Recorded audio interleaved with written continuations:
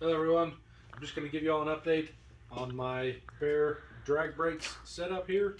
I decided to go with the Baer 2.0 drag brakes for this car. I bought them almost a year ago, back when I put the clutch in.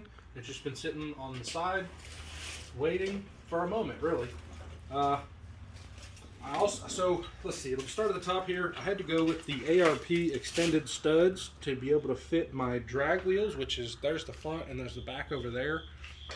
The factory stud wasn't long enough to be able to clear past the wheel and get a thread on. So I decided to upgrade. Well, in doing that, decided to, go ahead and put my drag brakes on since I'm putting the drag tires and wheels and stuff on.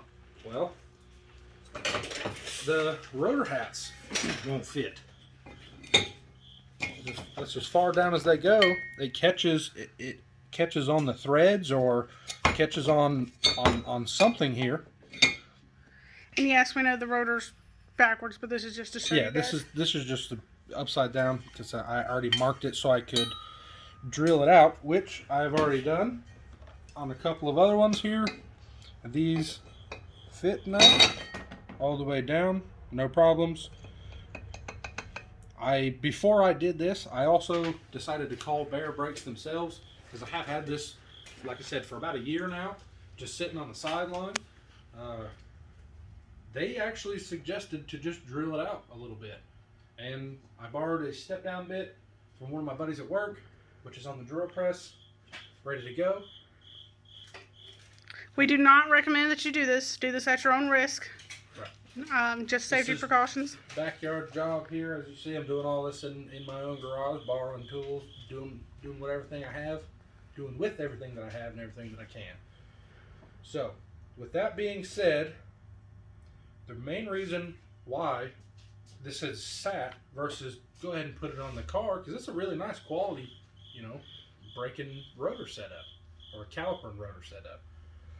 It got rid of the factory parking brake for the car, and this being a manual car, I didn't feel comfortable with getting rid of the handbrake and just leaving it in gear.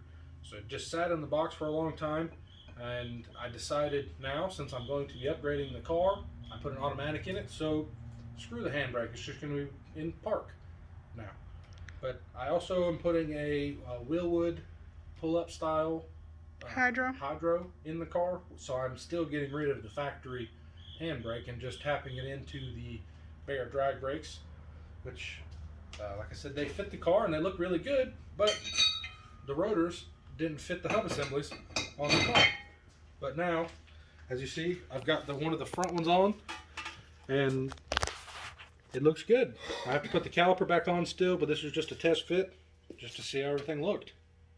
And for any of you who are new here wondering why he's putting an automatic in it, we've got a nice little pretty motor under this box that couldn't handle the MT82 wouldn't be able to handle. I called around to a bunch of transmission shops here in the United States. Nobody could build me one solid enough for the horsepower goal, for my ending horsepower goal that I was going for. And my philosophy here on it is you do it once and you do it right. I don't want to go back and have to mess with a bunch of stuff. So as far as I know, I've got a quality engine, I've got a quality transmission, BMR, quality suspension parts, G-force axles, and 9-inch conversion.